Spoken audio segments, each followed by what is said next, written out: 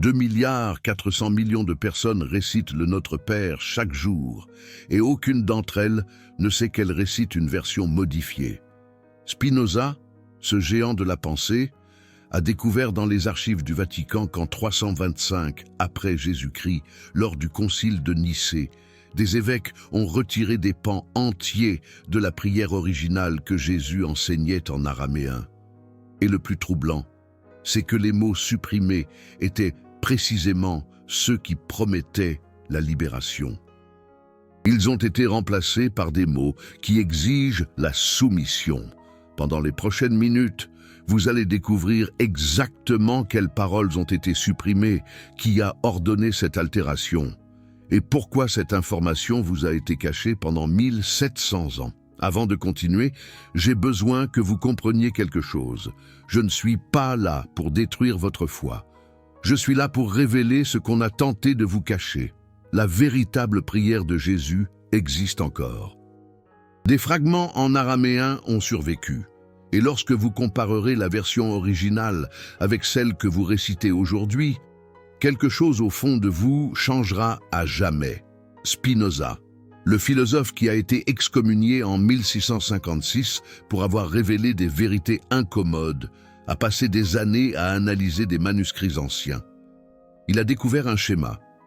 À chaque fois qu'un texte sacré contenait trop de pouvoir entre les mains du peuple, l'Église le modifiait.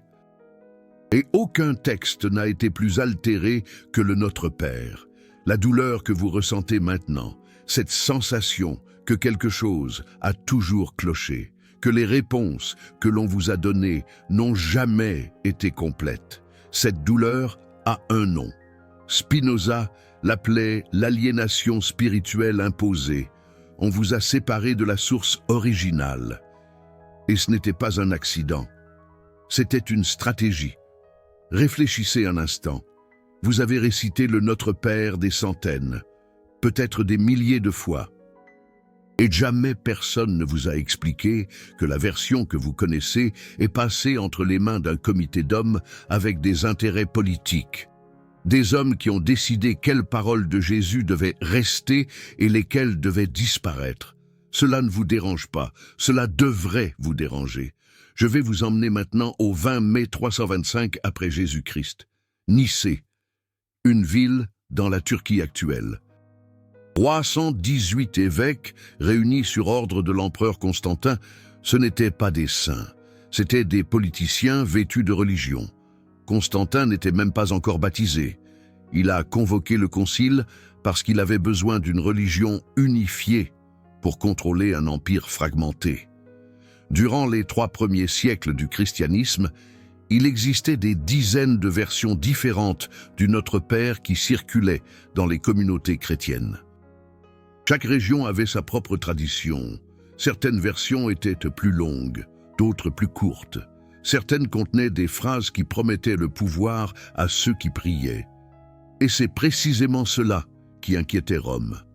Un peuple qui croit avoir un accès direct au pouvoir divin est un peuple qui n'a pas besoin d'intermédiaire. Et un peuple qui n'a pas besoin d'intermédiaire est un peuple qui ne paie pas la dîme, qui n'obéit pas aux prêtres, qui ne craint pas les évêques. Vous comprenez maintenant pourquoi certaines paroles devaient disparaître. Spinoza a documenté 3 altérations principales dans le Notre Père. La première altération s'est produite juste au début de la prière, la deuxième au milieu et la troisième à la fin. Chacune de ces altérations a complètement changé la signification de la prière. Et je vais vous montrer chacune d'entre elles. Mais avant, je dois vous raconter comment Spinoza a réussi à accéder à ces documents. En 1660, 4 ans après son excommunication, Spinoza s'est rendu aux Pays-Bas, où un commerçant juif possédait des copies de manuscrits qui avaient été introduits clandestinement du Vatican par un moine dissident. Ces manuscrits contenaient des comparaisons entre les textes araméens du 1er siècle et les versions grecques qui ont été standardisées à Nicée. Quand Spinoza a vu les différences, il a écrit à un ami: « La prière que des millions de personnes récitent est une ombre déformée de ce que le Nazaréen enseignait. Ceux qui contrôlent les mots contrôle les âmes. La première altération, la version originale en araméen, commençait ainsi. Abun Dbashmaya, traduit littéralement. Cela signifie souffle créateur qui est partout. Vous comprenez? Ce n'était pas notre Père qui est aux cieux, c'était souffle créateur qui est partout. La différence est monumentale. Dans la version originale, Dieu n'était pas distant, dans un ciel séparé, regardant d'en haut. Dieu était une force présente en tout, en vous, dans l'air que vous respirez, dans la terre sous vos pieds. Le mot « abun » vient d'une racine araméenne qui signifie « souffle », « respiration »,« source de vie ». Ce n'est pas un père masculin assis sur un trône, c'est une énergie créatrice qui imprègne toute l'existence. Pourquoi cela a-t-il été changé? Parce qu'un Dieu présent en tout et en tous n'a pas besoin de temple, n'a pas besoin de prêtre, n'a pas besoin d'intermédiaire. Un Dieu ainsi peut être accédé directement par n'importe qui, n'importe où. Et c'était inacceptable pour une église qui construisait des cathédrales et qui collectait la dîme. Spinoza observait « Ils ont transformé la présence universelle en absence distante. Ils ont fait du prochain un lointain et ainsi, ils ont créé la nécessité de médiateurs entre l'humain et le divin, des médiateurs qui, coïncidemment, étaient eux-mêmes. » La deuxième altération est encore plus perturbante. Dans la version araméenne originale, il y avait une phrase qui a été complètement supprimée. Entre ce que nous connaissons comme « que ton nom soit sanctifié et que ton règne vienne », il existait une ligne qui disait « Netkadash Shmak », que ta lumière intérieure soit libérée. C'était une demande d'illumination personnelle, une demande pour que le priant lui-même éveille sa lumière intérieure. Vous percevez la gravité de cela. Jésus enseignait que chaque personne a une lumière divine en elle qui doit être libérée. Ce n'était pas une demande pour que Dieu fasse quelque chose là-bas. C'était une demande pour éveiller quelque chose qui existe déjà en vous. Cette phrase a été supprimée parce qu'elle contredisait la doctrine du péché originel qui serait établie officiellement au Concile de Carthage en 418 après Jésus-Christ. Si vous avez la lumière divine en vous, vous ne naissez pas taché par le péché. Si vous ne naissez pas taché par le péché, vous n'avez pas besoin de baptême pour être sauvé. Si vous n'avez pas besoin de baptême, vous n'avez pas besoin de l'Église. Spinoza a documenté cela dans ses écrits. Ils ont supprimé la lumière intérieure de l'être humain pour vendre la lumière extérieure de l'institution. Ils ont transformé l'illumination en marchandise et ils l'ont fait payer cher. Gardez cette information, car elle prendra tout son sens quand je vous montrerai la troisième altération. La troisième et dernière grande altération s'est produite à la fin de la prière. La version que vous connaissez se termine ainsi. Délivre-nous du mal. Mais la version araméenne originale disait quelque chose de complètement différent. Wela tahlan nesyuna ela patsan min bisha. La traduction la plus précise serait « Et ne nous laisse pas oublier notre origine, mais libère-nous de l'illusion de la séparation ». Vous comprenez ce qui a été fait. Le mot « bisha », traduit par « mal », signifie en réalité en araméen quelque chose de plus proche de l'illusion, ou de la fausseté, ou de ce qui est désaccordé avec la réalité.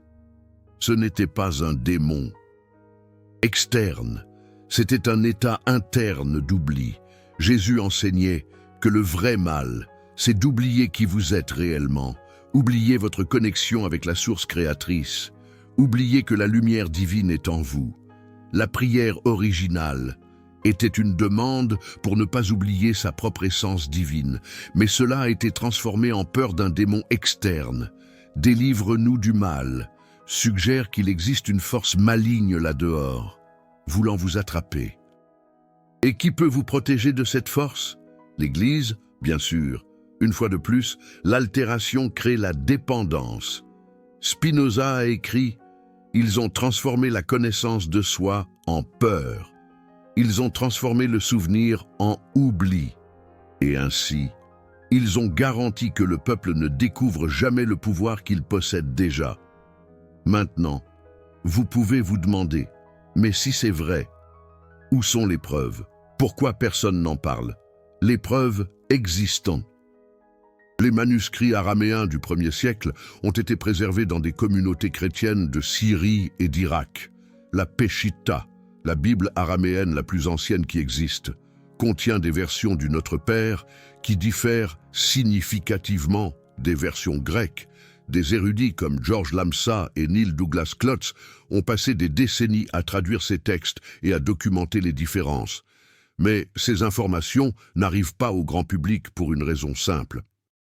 Ceux qui contrôlent la narrative religieuse n'ont aucun intérêt à révéler que la narrative a été manipulée.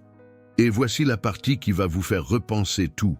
Le concile de Nicée ne s'est pas limité à altérer le Notre Père. Ils ont altéré l'identité de Jésus.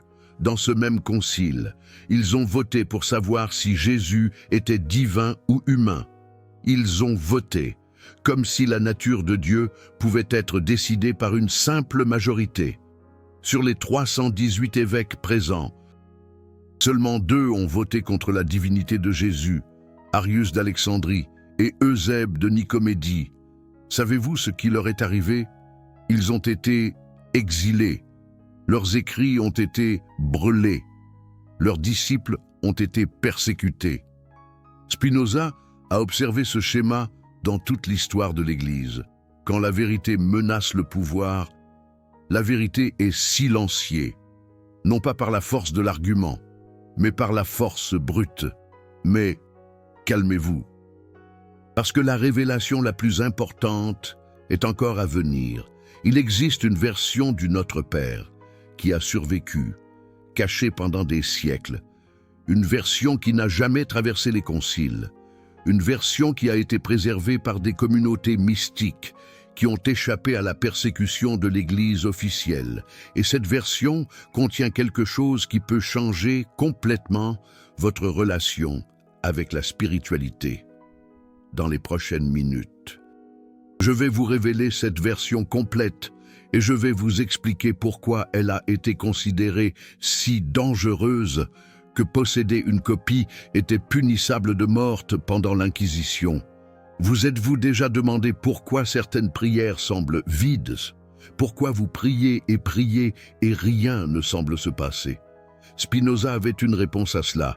Des prières altérées produisent des résultats altérés. Une prière qui a été modifiée pour créer la dépendance ne peut pas produire de libération. Cela ne signifie pas que le Notre Père que vous connaissez est complètement inutile. Cela signifie que vous utilisez un outil incomplet. C'est comme essayer d'ouvrir une porte avec une clé qui a été limaée. La forme générale est là, mais les détails qui la font fonctionner ont été retirés. La version araméenne originale du Notre Père n'était pas seulement une prière. C'était une technologie spirituelle, une séquence précise de sons et de significations qui produisait un effet spécifique sur la conscience de celui qui priait.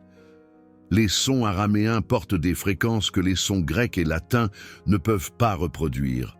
Le mot « abvoun », par exemple, quand il est prononcé correctement, crée une vibration qui peut être sentie dans la poitrine. C'est un mot que vous ne parlez pas seulement, mais que vous sentez physiquement. Spinoza a étudié cela avec soin. Il a observé les mots originaux étaient choisis non seulement pour leur signification, mais pour leur son. Chaque syllabe était une vibration intentionnelle. Quand ils ont traduit en grec, ils ont gardé une partie de la signification, mais ils ont perdu toute la vibration. C'est comme copier une partition musicale, mais la jouer sur des instruments différents. La mélodie peut être similaire, mais l'effet est complètement autre. Laissez-moi vous poser une question. Avez-vous déjà remarqué que le Notre Père a une structure très spécifique? Il commence par une invocation, passe par des pétitions et se termine par une déclaration de pouvoir. Cette structure n'est pas accidentelle. C'est un schéma qui apparaît dans des prières de diverses traditions anciennes.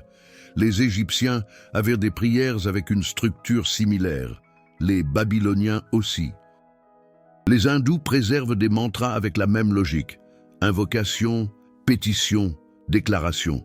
Cela suggère que Jésus utilisait une connaissance universelle sur la façon dont les prières fonctionnent, et cette connaissance a été systématiquement retirée quand la prière a été normalisée.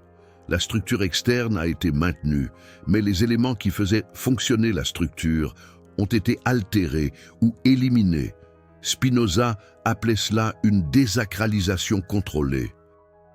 Maintenir l'apparence du sacré, tout en retirant la substance, donner au peuple l'illusion de connexion spirituelle, tout en garantissant que la connexion réelle n'arrive jamais.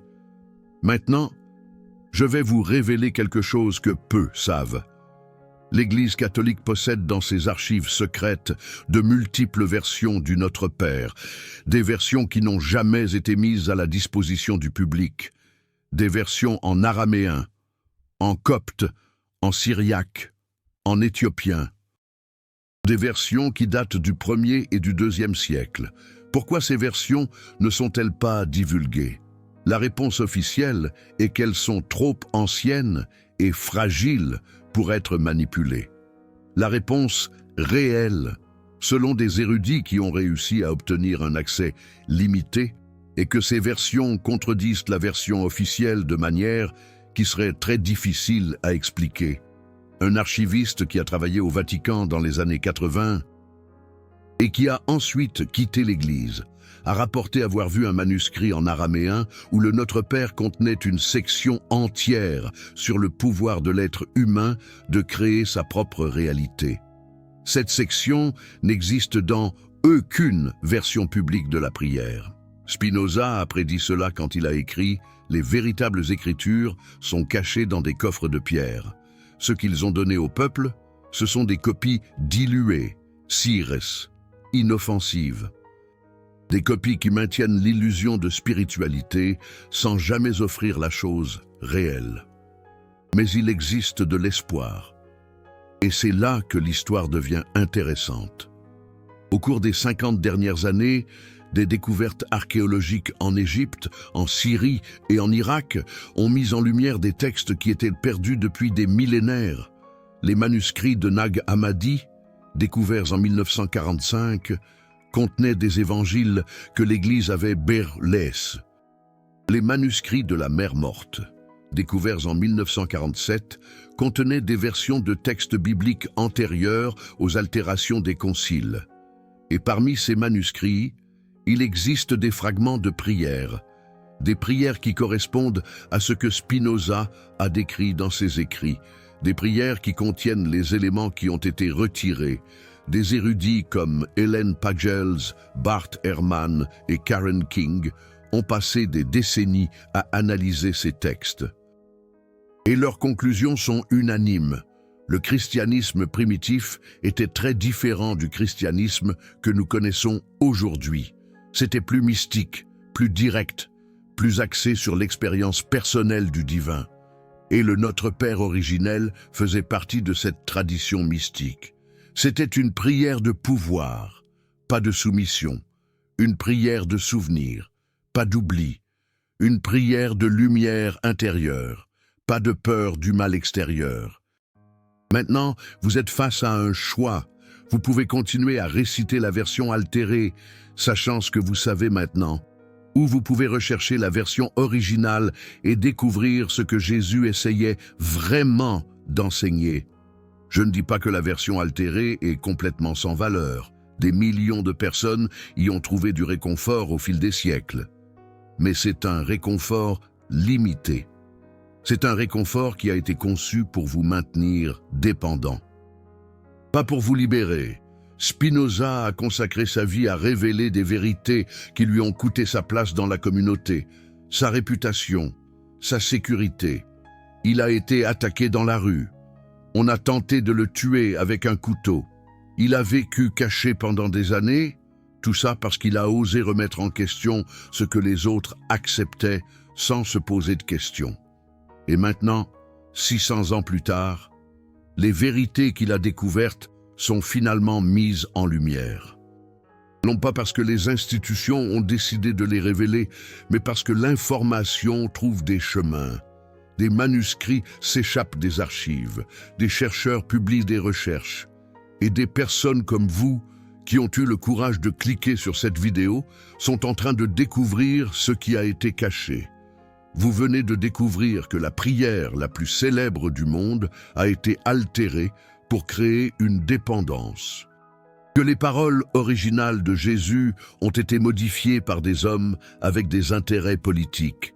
Que la lumière intérieure que Jésus a enseignée a été supprimée pour être revendue comme salut extérieur. Cette information a été cachée pendant 1700 ans. Peu de chaînes ont le courage de révéler ça, parce que ça défie des narrations puissantes. Chaque vidéo de ce genre exige de plonger dans des archives, de traduire des manuscrits, de connecter des points qu'on a tenté d'effacer. Le Super Thanks, là en bas, n'est pas juste un soutien. C'est vous qui dites « Je ne vais plus accepter les versions officielles sans remettre en question ». Vous faites partie de ceux qui choisissent la vérité plutôt que le confort. Faites partie de ceux qui préfèrent se réveiller plutôt que de continuer à dormir. Maintenant, laissez-moi vous révéler la version complète du Notre Père en araméen. Je vais traduire chaque ligne et expliquer le sens originel qui a été perdu dans les traductions officielles. Aboun Dbashmaya, respiration créatrice qui est partout. Remarquez comme c'est différent de notre Père qui est aux cieux. La version originale ne place pas Dieu dans un endroit distant. Elle place la présence divine partout, y compris à l'intérieur de vous. Net Kadash Shmak, que ta lumière sacrée soit irradiée. C'est la ligne qui parle de la lumière intérieure. Que ton nom soit sanctifié a complètement perdu ce sens. La version originale est une demande pour que la lumière divine qui existe en chaque être soit libérée et irradiée. Teite Malkutak. Que ta volonté créatrice vienne. Que ton règne vienne traduit Malkuta comme royaume, un concept politique. Mais le mot araméen original signifie plutôt quelque chose comme puissance créatrice ou capacité de manifester. Jésus demandait que la capacité créatrice divine se manifeste à travers celui qui prie. Newei Tsevianak Aikana de Bashmaya Apbarha. Que ta volonté unisse ciel et terre. Que ta volonté soit faite sur la terre comme au ciel suggère une séparation entre deux lieux. La version originale parle d'union, de faire du terrestre et du céleste UN. Il ne s'agit pas de faire descendre quelque chose d'en haut, il s'agit de réaliser qu'il n'existe pas de séparation. Ovlan Lashmad Sunkanan Yaomana. Donne-nous aujourd'hui le pain dont nous avons besoin. Notre pain de ce jour traduit lashma comme pain physique. Mais le mot araméen signifie aussi sagesse ou compréhension. Jésus demandait peut-être à la fois de la nourriture physique spirituelle, la connaissance nécessaire pour chaque jour. Washboklang Chaubain, Aikana, Dafknan, Shbokan, Lkayabain. Libère-nous des entraves de nos erreurs, ainsi que nous libérons les autres. Pardonne-nous nos offenses, comme nous pardonnons, traduit le mot araméen par quelque chose de plus passif. La version originale parle de libération active, de défaire des entraves, de se défaire de schémas destructeurs. Wela talan le nesyuna et la padzan min bisha. Et ne nous laisse pas oublier notre origine, mais libère-nous de l'illusion de la séparation. C'est la ligne qui a été le plus dramatiquement altérée. Ne nous soumets pas à la tentation et délivre-nous du mal. Transforme une demande de souvenir en une demande de protection contre des menaces extérieures. Metol dilaki, malkuta, wahaila, wateshbukhta, lahlam almin, car de toi vient le pouvoir créateur, l'énergie vitale et le chant qui renouvelle tout, d'air en air, car c'est à toi qu'appartiennent le règne. La puissance et la gloire pour les siècles des siècles perd la richesse de la version originale. Teshubukta, traduit par gloire, signifie littéralement le chant qui restaure toutes choses à leur état originel d'harmonie. Amen. Ainsi soit-il. Ainsi est-ce. Ainsi sera-t-il. Amen est une translittération qui a perdu le poids de l'original. Le mot araméen est une affirmation de certitude absolue, une déclaration que ce qui a été demandé est déjà en processus de manifestation. Vous percevez maintenant la magnitude de ce qui a été fait. Une prière de pouvoir a été transformée en prière de soumission. Une prière de souvenir a été transformée en prière de peur. Une prière de lumière intérieure a été transformée en prière qui cherche la lumière extérieure. Et ce n'est pas une erreur de traduction. C'est une décision politique délibérée. Les évêques à Nicée savaient exactement ce qu'ils faisaient. Ils avaient accès aux textes araméens originaux. Ils avaient des traducteurs compétents. Ils auraient pu préserver le sens originel s'ils l'avaient voulu, mais ils ne l'ont pas voulu. Constantin avait besoin d'une religion qui produise des citoyens obéissants, des citoyens qui craignent les autorités, des citoyens qui croient que le salut vient de l'extérieur, des institutions, des rituels contrôlés par des spécialistes, des citoyens qui ne savent pas qu'ils possèdent déjà la lumière divine à l'intérieur d'eux. Et l'Église a reçu en échange le pouvoir politique, des terres, de l'argent, de l'influence, un accord parfait pour tous, sauf pour le peuple qui a été maintenu dans l'ignorance. Spinoza a résumé ça de façon brutale. Ils ont fait de Dieu un seigneur absent et d'eux-mêmes les gérants de la propriété. Et ils ont facturé un loyer pour le séjour dans le royaume qui appartient à tous par droit de naissance. Maintenant, je veux vous montrer quelque chose qui va connecter tout ce dont nous avons parlé jusqu'ici. Il existe d'autres prières dans le christianisme primitif qui ont aussi été altérées. Le Gloria, le Credo, l'Ave Maria, tous ont subi des modifications lors des conciles. Et dans tous les cas, le schéma est le même. Supprimer les références au pouvoir intérieur de l'être humain et ajouter des références à des autorités extérieures. Ce n'est pas une coïncidence. C'est une politique systématique. Spinoza a documenté au moins 17 altérations significatives faites dans des textes sacrés durant les 5 premiers conciles œcuméniques. Dans chaque cas, le schéma était identique. Les concepts qui donnaient du pouvoir à l'individu étaient remplacés par des concepts qui exigeaient une intermédiation institutionnelle. C'était une ingénierie spirituelle, calculée pour créer une dépendance. Le plus ironique, c'est que nombre des évêques qui ont fait ces altérations ont laissé des registres écrits, admettant ce qu'ils faisaient. Ils justifiaient cela en disant que le peuple commun n'était pas prêt pour la vérité complète, qu'il était nécessaire de simplifier, d'adapter, de contrôler le message pour éviter les hérésies. Mais Spinoza a demandé qui leur a donné le droit de décider ce que le peuple mérite de savoir. Les gnostiques, l'un des nombreux courants du christianisme primitif, ont préservé des versions des prières, que l'Église officielle a tenté de détruire. Dans les textes de Nag Hammadi, nous trouvons des prières qui parlent directement au divin intérieur, des prières qui affirment la nature divine de chaque être humain, des prières qui ne demandent pas permission, mais affirmant le pouvoir. Et c'est pourquoi les gnostiques ont été persécutés. C'est pourquoi leurs textes ont été brûlés. C'est pourquoi ils ont été appelés hérétiques. Non parce qu'ils étaient dans l'erreur, mais parce qu'ils étaient dans le vrai d'une manière qui menaçait le pouvoir établi. Spinoza a étudié les quelques textes gnostiques qui ont survécu à son époque, et il a reconnu en eux la même philosophie qu'il développait indépendamment. L'idée que Dieu et la nature sont une seule et même chose, que le divin est en tout, que le salut vient de la connaissance, et non de l'obéissance aveugle. C'est pourquoi Spinoza a été excommunié. C'est pourquoi il a été traité d'athée, même en croyant en Dieu, parce que le Dieu de Spinoza ressemblait trop au Dieu des gnostiques, un Dieu présent, accessible, interne, et non un Dieu distant qui a besoin d'intermédiaires. Laissez-moi vous raconter une histoire qui illustre cela parfaitement.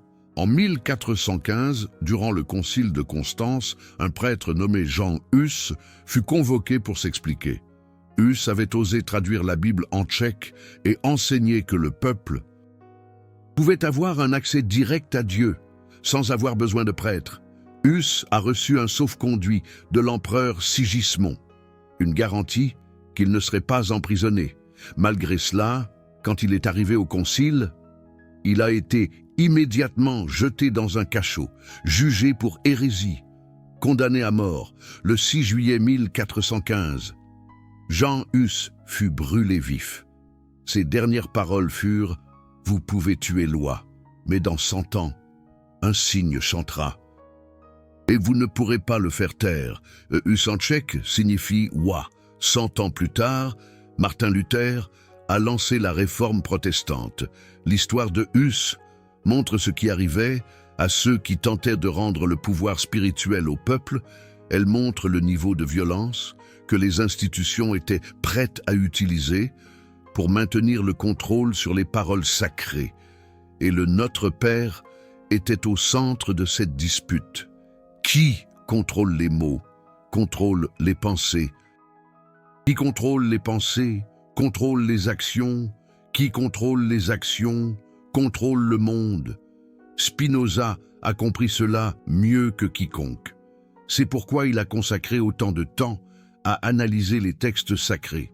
C'est pourquoi il a développé sa méthode d'interprétation critique. C'est pourquoi il a insisté pour que les Écritures soient étudiées comme n'importe quel autre texte historique, avec attention au contexte, aux intérêts des auteurs, aux altérations faites au fil du temps. Cela semble évident aujourd'hui, mais au XVIIe siècle, c'était révolutionnaire et dangereux. Maintenant, laissez-moi vous montrer comment appliquer cela dans la pratique. Vous pouvez choisir de continuer à prier le Notre Père traditionnel. Il n'y a rien de mal à cela. Beaucoup de gens trouvent du réconfort et de la connexion à travers cette prière, même dans sa version altérée. L'intention compte plus que les mots exacts. Mais si vous voulez expérimenter quelque chose de différent, voici une suggestion. Avant de prier, arrêtez-vous un instant. Respirez profondément et rappelez-vous que vous possédez déjà la lumière divine à l'intérieur de vous. Vous ne demandez rien qui ne soit vôtre de droit. Vous êtes juste en train de vous rappeler ce que vous avez oublié. Et quand vous arrivez à la partie qui dit « Délivre-nous du mal », pensez plutôt « Libère-nous de l'illusion de la séparation ».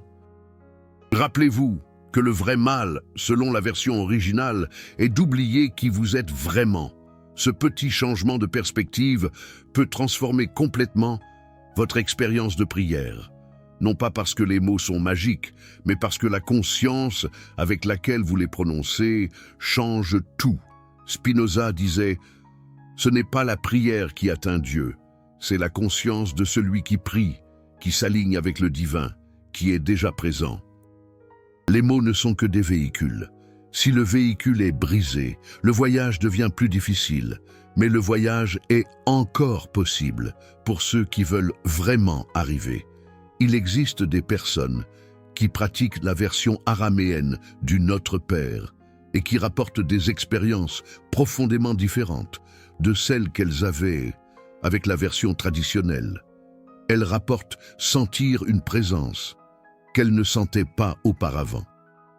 Elles rapportent des intuitions qui surgissent pendant la prière. Elles rapportent une sensation de pouvoir au lieu de dépendance. Cela peut-il être un effet placebo? Peut-être. Mais il se peut aussi que les sons araméens véhiculent réellement des fréquences qui affectent la conscience de façon que nous ne comprenons pas complètement. Il se peut que Jésus ait choisi ces mots spécifiques pour des raisons qui vont au-delà du simple sens linguistique. Nous n'avons aucun moyen de le prouver scientifiquement, mais nous n'avons pas non plus de moyen de prouver que ce n'est pas vrai. Et c'est l'une des caractéristiques des grandes vérités spirituelles. Elles ne se soumettent pas facilement à une vérification externe. Elles doivent être expérimentées pour être comprises. Spinoza le savait. C'est pourquoi il disait que la plus grande joie vient de la connaissance intuitive de Dieu, non de la connaissance rationnelle, qui peut être argumentée et contestée, mais de la connaissance directe, expérientielle, qui transcende les mots. Et peut-être est-ce le plus grand crime commis contre le Notre Père. Non seulement ils ont altéré les mots, mais ils ont altéré la possibilité d'expérience directe. Ils ont transformé un outil de connexion en un outil de séparation. Mais la bonne nouvelle, c'est que vous pouvez récupérer cela. La version originale existe. Les sons araméens sont préservés. La connaissance est disponible pour ceux qui la cherchent. Vous n'avez pas besoin de la permission d'aucune institution pour prier de la façon qui résonne avec votre âme. Vous n'avez pas besoin d'intermédiaire pour vous connecter avec le divin, qui est déjà à l'intérieur de vous. Vous possédez déjà tout ce dont vous avez besoin. C'est le message que Jésus essayait de transmettre. Le message qui a été systématiquement supprimé. Le message que Spinoza a redécouvert. Grâce à la raison, le message qui vous parvient maintenant, 600 ans plus tard. Maintenant, vous savez la vérité. Ce que vous en faites est votre choix. Il existe 3 chemins possibles à partir d'ici. Le premier chemin est d'ignorer tout ce que vous avez entendu et de continuer comme avant, de faire semblant de ne pas savoir ce que vous savez, de prier le Notre Père traditionnel sans remettre en question.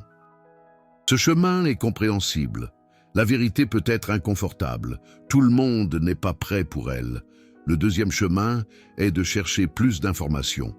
Lire les travaux de chercheurs comme Neil Douglas Klotz, qui a consacré des décennies à traduire l'araméen de Jésus. Étudier les manuscrits de Nag Hammadi, comparer les différentes versions du Notre Père qui existent dans les diverses traditions chrétiennes.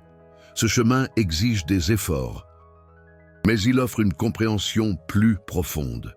Le troisième chemin, c'est l'expérience. Apprendre à prononcer le Notre Père en araméen, Abund Bashmaya, Net Kadash Shmak, pratiquer quotidiennement pendant quelques semaines, observer si votre expérience change. Ne rien accepter ni rejeter sans avoir d'abord testé personnellement. Ce chemin est le plus en accord avec ce que Spinoza enseignait. N'ayez confiance en rien que vous ne pouvez vérifier par vous-même. Quel que soit le chemin que vous choisissez, souvenez-vous d'une chose, la vérité ne peut pas être détruite, elle peut être cachée, elle peut être déformée, elle peut être supprimée pendant des siècles, mais elle finit toujours par jaillir à la lumière, et vous, à cet instant précis, vous faites partie de ce processus. En regardant cette vidéo jusqu'ici, vous êtes devenu un autre être humain qui sait ce qui a été fait. Une personne de plus qui ne peut plus être dupée par des versions officielles sans remettre en question. Spinoza a payé de sa vie pour révéler des vérités inconfortables. Il a été excommunié, persécuté. Il a vécu dans la pauvreté. Il est mort à 44 ans. Probablement d'une maladie pulmonaire causée par l'inhalation de poussière de verre pendant qu'il polissait des lentilles pour gagner sa vie. Mais il est mort en paix. Parce qu'il savait qu'il avait fait ce qu'il devait faire. Il avait planté des graines de vérité qui un jour germeraient, et nous récoltons ces fruits maintenant. Si cette vidéo est parvenue jusqu'à vous, ce n'est pas par hasard. Vous étiez prêt à l'entendre, vous étiez en quête, même inconsciemment, et la vérité vous a trouvé. Maintenant, la responsabilité est la vôtre. Ce que vous faites de cette information définit qui vous êtes. Vous pouvez laisser cette vérité transformer votre vie, ou vous pouvez la laisser disparaître dans l'avalanche de distractions que le monde vous propose quotidiennement. Le choix vous appartient. Il vous a toujours appartenu. Avant de terminer, j'aimerais vous poser une question et j'aimerais que vous y répondiez dans les commentaires. Allez-vous continuer à prier le Notre Père de la même manière après avoir pris connaissance de tout cela? Commentez vérite si cette vidéo a changé quelque chose en vous. Dites-nous quelle partie vous a le plus impressionné. Et si vous connaissez quelqu'un qui a besoin d'entendre cela, quelqu'un qui est en proie à des doutes sur sa foi, quelqu'un qui a le sentiment que quelque chose ne va pas sans savoir quoi, envoyez cette vidéo à cette personne. Parfois, une seule information peut changer une vie entière. Spinoza croyait que la connaissance est la plus grande vertu, que la vérité libère, que la raison est le chemin vers le bonheur. J'y crois moi aussi, et c'est pourquoi je fais ces vidéos.